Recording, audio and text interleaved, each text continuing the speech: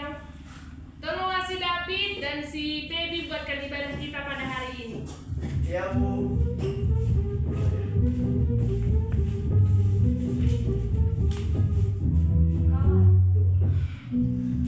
Segala puji syukur 1, 2, 3 ya.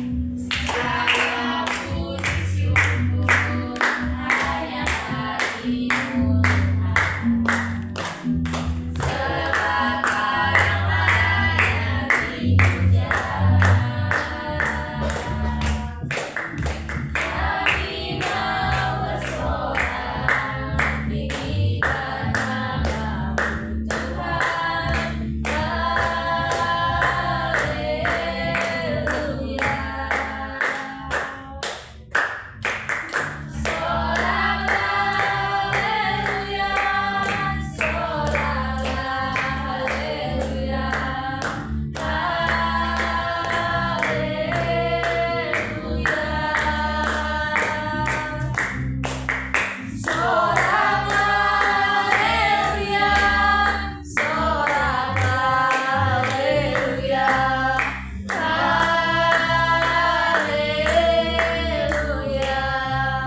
Marilah kita bersatu di dalam doa.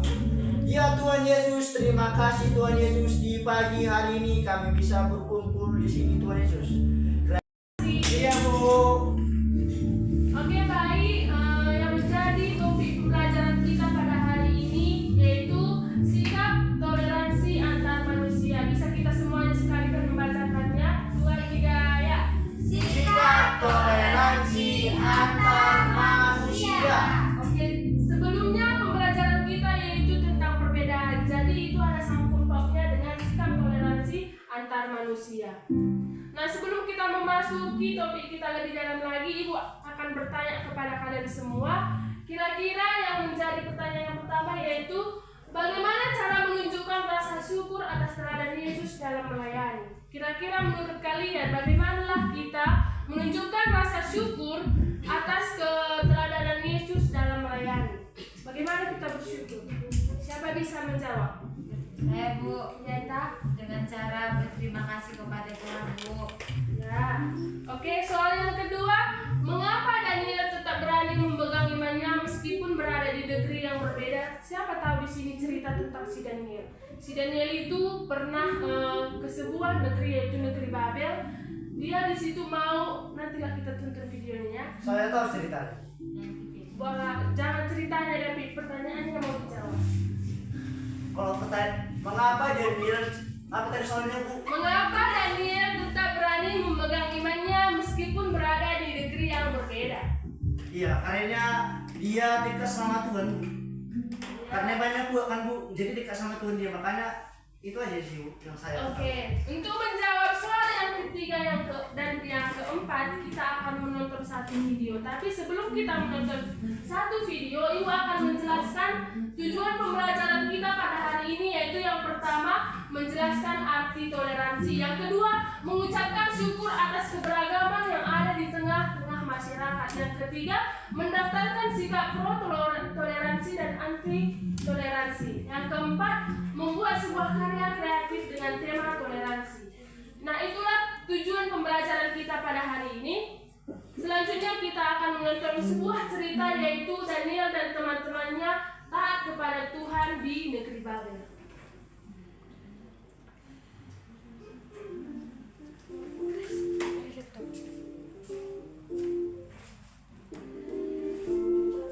Daniel di Istana Babel. Pada zaman Raja Yoyakim di Yehuda, datanglah Nebukadnezar, Raja Babel, menyerang Yerusalem. Sebagai hukuman Tuhan kepada bangsa Israel yang jahat, Tuhan mengizinkan Raja Yoyakim dan perkakas-perkakas rumah Allah untuk diserahkan kepada Raja Babel.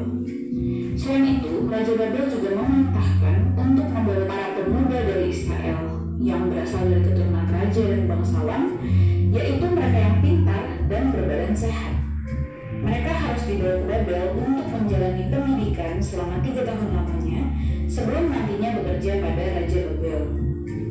Pemimpin pegawai istana memberi nama lain kepada para pemuda Israel itu, yaitu nama dengan bahasa Babel. Di antaranya adalah Daniel diganti namanya menjadi Belteshazzar,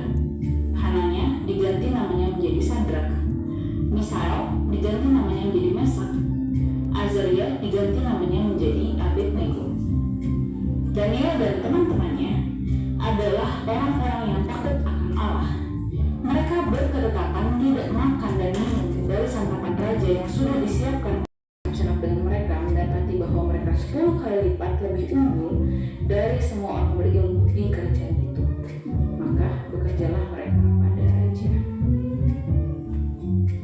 Video tentang cerita si Daniel dan teman-temannya di negeri Babel. Nah, tadi pertanyaan yang ketiga dan yang keempat belum terjawab. Pertanyaan ketiga yaitu bagaimana cara Daniel menunjukkan sikap hormat kepada orang lain yang berbeda dengannya. Si Daniel menunjukkan sikap hormat kepada orang-orang yang ada di Babel, yaitu dengan cara dia menghargai perbedaan yang ada di situ. Di negeri Babel, orang itu memakan makanan yang tidak dimakan oleh si Daniel. Karena mengapa orang itu tidak memakan makanan itu, Ibu? Karena di hukum Taurat pun dikatakan atau di Alkitab itu tidak bisa dimakan. Makanya si Daniel menolak perintah raja untuk memakan makanan yang mereka makan di negeri itu. Tetapi si Daniel menolaknya tidak dengan emosi. Dia menolaknya dengan kerendahan hati. Oke, yang keempat yaitu apa saja yang bisa terjadi jika kita tidak mau menghormati perbedaan di sekitar kita. Pastinya ketika kita tidak mau menghormati. Mengapa Daniel menolak makanan raja? Yang kedua, apakah Daniel bersikap kasar kepada orang Babel? Yang ketiga, bagaimana Daniel bisa tetap disukai meskipun berbeda? Siapa bisa menjawab? Satu-satu pun satu orang dapat. Mengapa Daniel menolak makanan raja setelah kita mendengar video dan penjelasan si David tadi?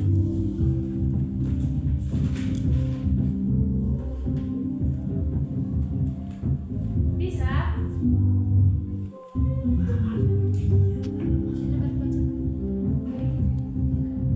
Mengapa? Dari alam itu pasti ada bahan-bahan kimia gitu, campur-campuran gitu dia.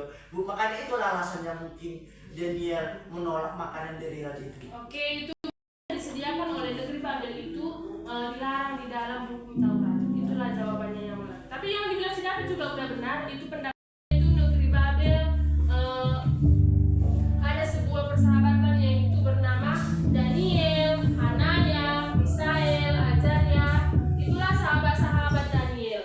Dan orang ini adalah orang yang takut akan Tuhan dan memiliki iman yang sangat teguh sehingga mereka menghargai perbedaan yang ada di orang si Daniel menghadap raja.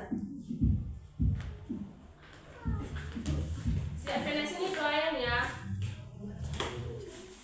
Siap penas menunduk hormat.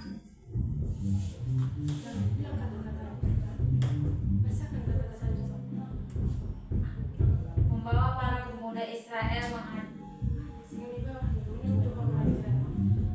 Tuanku Raja Nebukadnezar, inilah para pemuda dari bangsa Israel yang pandai dan berpengetahuan. Lalu Nebukadnezar menjawab, baik, ajari mereka bahasa dan adat Babel. Mereka harus makan makanan dari meja raja agar kuat dan cerdas. Siap Tuanku. Daniel pun berbisik kepada temannya.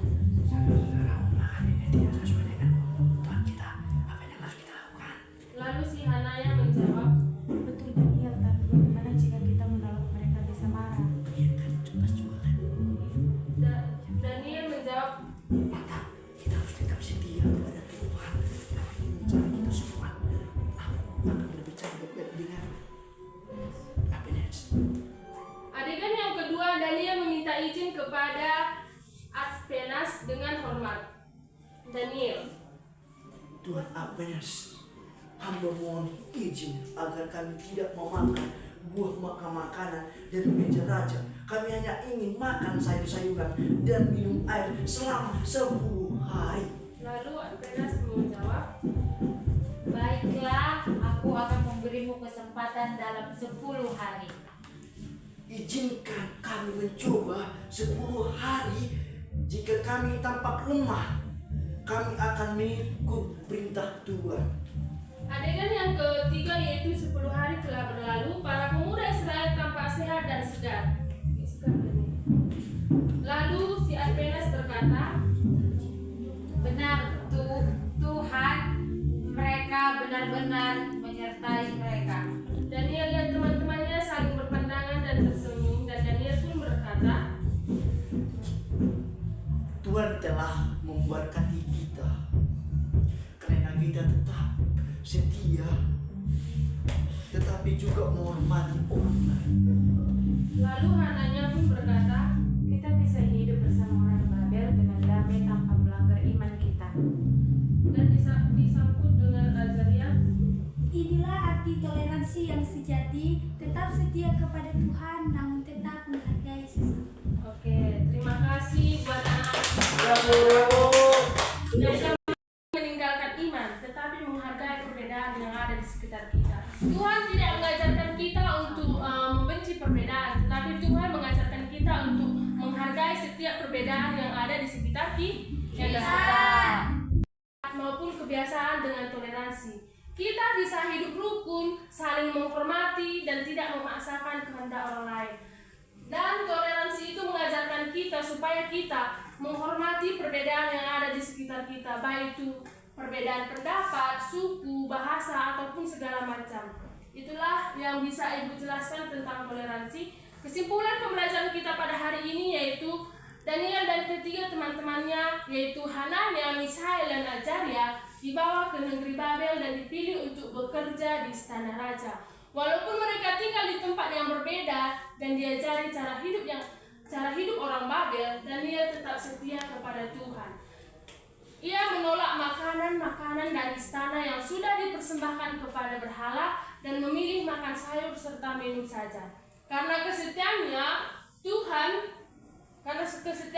Tuhan memberkati Daniel dan teman-temannya. Mereka menjadi lebih sehat dan lebih bijaksana dan lebih pintar dari orang-orang yang berada di negeri Babel. Raja pun menghormati mereka dan mengizinkan mereka untuk bekerja di istana Babel. Jadi kesimpulan yang bisa kita ambil, walaupun dengan adanya penghargaan ataupun menghargai perbedaan, kita tidak langsung terjerumus ke dalam suatu masalah.